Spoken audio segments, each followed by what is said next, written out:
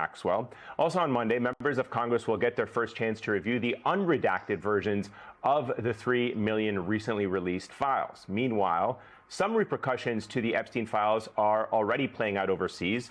Former UK ambassador to the United States, Peter Mendelsohn, is retiring from Parliament's upper chamber due to his links to Epstein.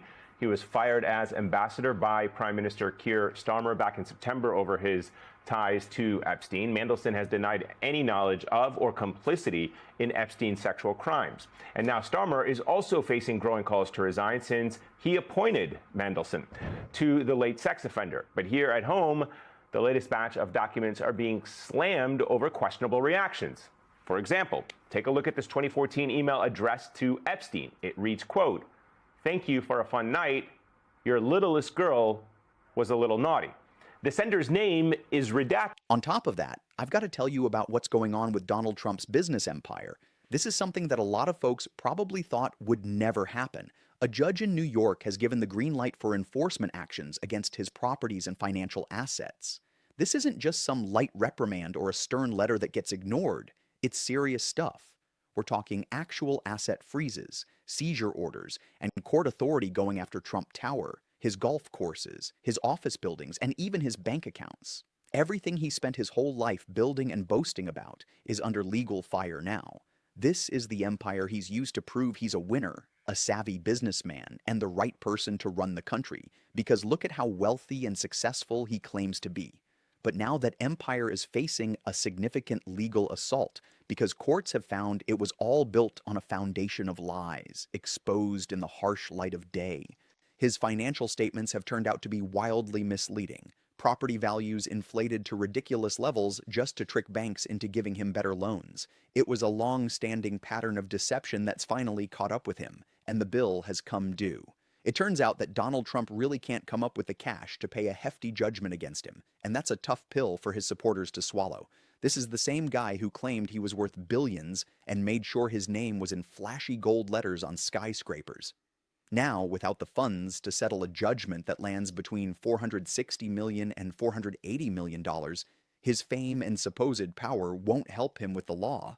The law doesn't care who you are, it'll go after your assets, plain and simple. It is not a crime to party with Mr. Epstein. And so as horrible as it's not a crime to email with Mr. Epstein. And some of these men may have done horrible things. And if we have evidence that allows us to prosecute them, you better believe we will. But it's also the kind of thing that the American people need to understand, that it isn't a crime to party with Mr. Epstein. Joining us now, California Congresswoman Sarah Jacobs. She serves on the Foreign Affairs and Armed Services committees. Congresswoman, it's good to have you here.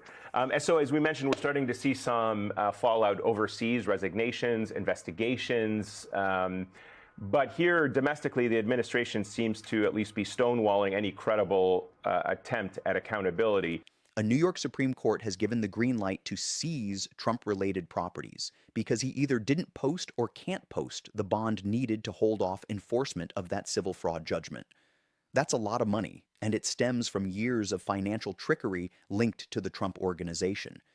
It's hard to wrap your head around that nearly $500 million is what a court has determined he owes. So, here's the situation we're dealing with. Trump's private business empire is facing some serious consequences. It's like the same kind of trouble everyday folks get into when they don't pay their bills. But this time, it's aimed right at a sitting president. He's now facing asset freezes, which means his bank accounts are getting locked down, making it impossible for him to shuffle money around and hide it. There are also seizure orders at play, giving the state the power to take control of properties. Court-appointed monitors are keeping a close watch on every single financial move his organization makes to ensure nothing disappears before they settle the judgment. This is real, and it's happening now. It's the stuff that Trump and his legal team have been trying to avoid for months, because when the court starts seizing assets and liquidating properties to pay off a fraud judgment, there's no way to spin that. You can't just call it a witch hunt and hope it goes away. No amount of social media posts can stop a court order from seizing your flagship building. I think this whole situation terrifies Trump more than any criminal case could, because it hits right at what he values most: his money, his image as a wealthy and powerful figure, and his empire. And right now, that empire is crumbling under the weight of his own falsehoods. Let me take a moment to explain the legal mechanisms involved here, because they're actually pretty interesting. Many people don't really understand how judgment enforcement works, but it's especially devastating for someone like Trump. Once you grasp how this process unfolds, you'll see that Trump is in a much rougher spot than what's being reported in the mainstream media. So, let's start from the beginning and break this down step by step. The root of everything currently unfolding goes back to the New York civil fraud case. This was when the New York Attorney General brought Trump and the Trump Organization to court and showed that he had been using seriously misleading financial statements for years to make himself seem wealthier than he really is. We're talking about inflating his property values by hundreds of millions of dollars in some instances, like telling banks a property was worth $800 million when it was actually only worth $400 million. He even claimed that his penthouse apartment was 3 times bigger than it actually is. So, here's the situation with Trump. He really got himself into hot water by exaggerating his wealth on official financial documents. This was all to secure loans and insurance at rates that someone with his actual financial situation would never qualify for. A judge took a good hard look at the evidence and decided it was clear as day. A big fraud that was systematic, repeated, and deliberate, and it had been going on for years throughout the Trump Organization. The penalty? A massive civil judgment somewhere between $460 million and $480 million, not to mention the interest that keeps piling up every day. This judgment isn't getting paid anytime soon. Now, here's where things get really tricky for him. When someone like Trump loses a case and wants to appeal, they usually have to post an appeal bond. Think of it as a security deposit. It's meant to show the court that you are good for the money, so they don't start seizing your assets while you appeal. Normally, this bond amount is about the same as the judgment. So in Trump's case, we're talking around $500 million just to keep everything on hold. And here's the kicker. He couldn't come up with that kind of cash or assets to secure the bond. The man who's always touting his billions, whose whole persona is built on being super wealthy and successful, had to scramble to negotiate lower bond amounts. He was searching for third-party bond companies willing to take a risk on him. But even after that, things remained shaky. If the bond falls through or the court thinks the security isn't good enough, enforcement can kick back in right away. Well, that's exactly what we're seeing unfold now. Reports and legal experts are saying that a New York Supreme Court order has given the green light to liquidate and seize properties linked to this fraud judgment. So, practically speaking, the state is gearing up to take action against Trump's assets. New York has officially been given the green light to start seizing Trump's assets, and it's not just a threat or a warning. They can actually freeze his bank accounts, so he can't withdraw any cash or transfer funds. They're also able to put liens on his real estate, which includes his famous Trump Tower and all those golf courses and hotels. This means he won't be able to sell or refinance any of those properties without getting permission from the court first. To top it off, they can appoint receivers or monitors to run certain assets, just to make sure everything is being taken care of properly and that the value is preserved for when it eventually gets sold off or liquidated. And if things go really south, they could even force a sale of his properties at auction to satisfy the judgment. Just picture it. Trump Tower, the one with his name in huge gold letters, being auctioned off by the state of New York because of a fraud judgment. That would be beyond humiliating for someone who has built his life on the idea of being a winner. Now, there's this whole angle about hidden accounts that makes the situation even more intense and adds a whole other layer of trouble for Trump. During the civil fraud case and the follow-up enforcement actions, enforcement lawyers and court-appointed monitors have expressed real concerns about how transparent Trump's financial holdings are. The major worry here is that he might have stashed money and assets in shell companies or offshore accounts, all tucked away in complicated corporate structures meant to keep his wealth out of reach from judgment creditors. This isn't some far-fetched conspiracy. It's pretty standard for wealthy individuals who face huge civil judgments. They often try to move their money around, mix up ownership, and set up layers of corporate entities to make it trickier for courts to find their real assets. And when it comes to Trump, a guy who spent years building one of the most confusing corporate setups in American business, he's the exact kind of defendant that enforcement lawyers worry about the most. Once the courts start digging into his financial empire, who knows what they might uncover? As they dig deeper into the web of LLCs, holding companies, and trusts, it raises concerns about undisclosed accounts and assets that haven't been reported properly. There might be cash that should have shown up on financial statements, but instead, it was hidden away to dodge enforcement. If the courts find that Trump intentionally concealed these assets to skip out on a legal judgment, it would complicate the enforcement process even more. It could lead to a bunch of legal trouble, including contempt of court, court-related fraud, and maybe even criminal charges, depending on how serious the concealment was and the intent behind it. Now let's connect the dots here because this situation is anything but ordinary.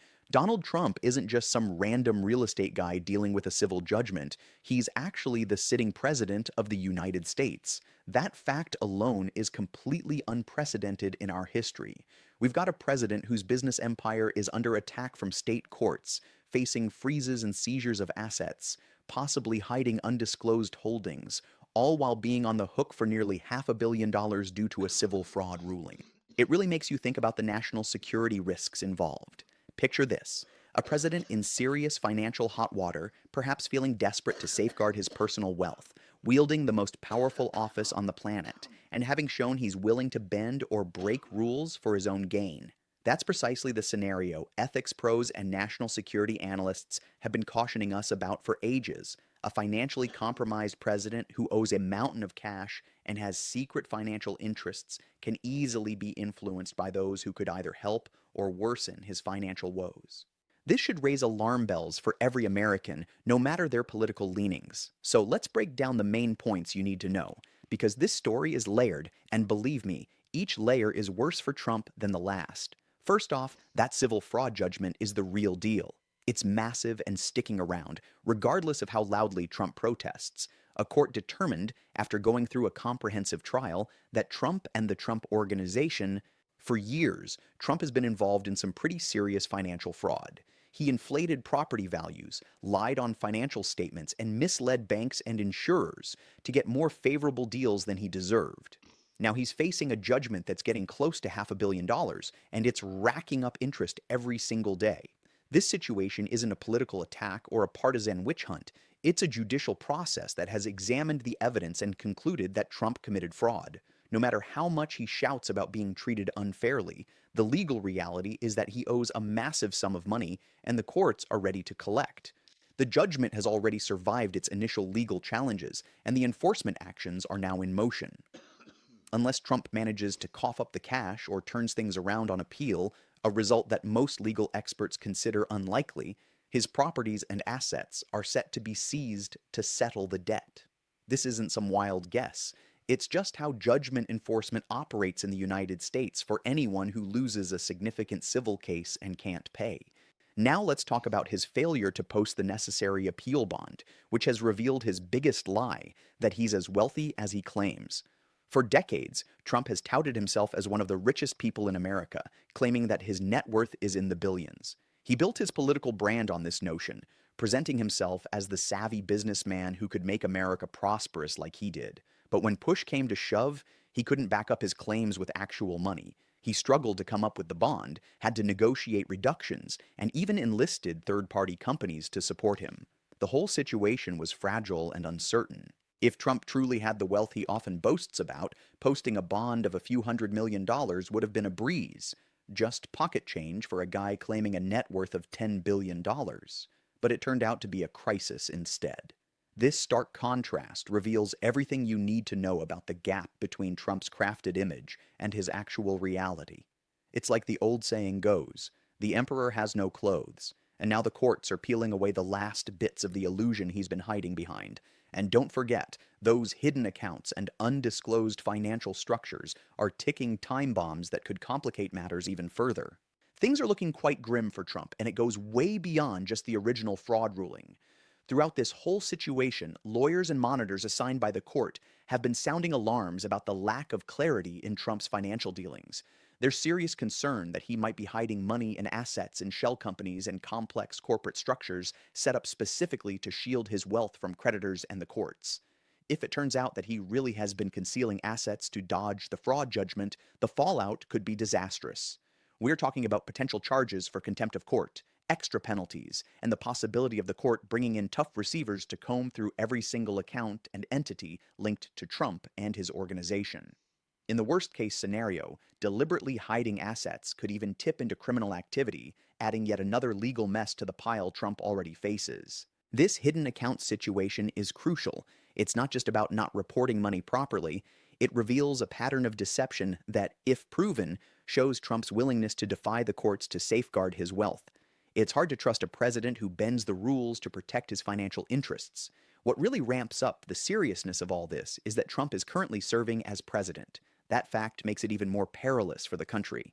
When a regular person undergoes asset seizures, it's a personal financial nightmare. But when the President of the United States experiences that, it turns into a national security issue. A president with nearly $500 million in debt and assets being seized is in a precarious position, which could tempt him to leverage the powers of the office to fix those problems. We've already seen Trump attempt this throughout his political life, attacking judges, prosecutors, and attorneys general who go after him legally. It's a precarious situation, to say the least. So, let's break this down a bit. Right now, Trump's personal empire is really facing a tough situation, all thanks to a fraud judgment that he essentially brought upon himself with years of deceit and financial tricks. His vast business interests, which he's always prioritized above everything, are now under serious threat, and the courts are not holding back. They're moving forward with enforcement, which means assets are being frozen and seized, and those financial secrets he's kept hidden, they're now under a microscope. It's quite interesting to think about the power dynamics at play here. Trump, as president, has the resources of the Justice Department and the intelligence agencies at his disposal, yet there's a real concern that he might attempt to use that power to interfere with court proceedings or retaliate against those executing the law. This isn't just a wild thought. It's a genuine risk when someone has shown time and again that they perceive the legal system as something to manipulate for personal gain rather than a structure to be honored. But let's not forget, when it comes down to it, the law is unwavering. Whatever the judgment is, it stands firm.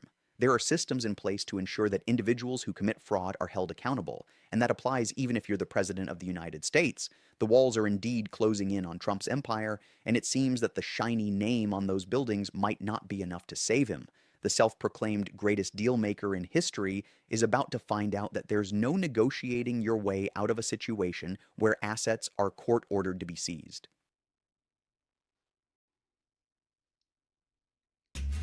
The Black Hills Federal Credit Union Visa Cashback Card. Ka-ching.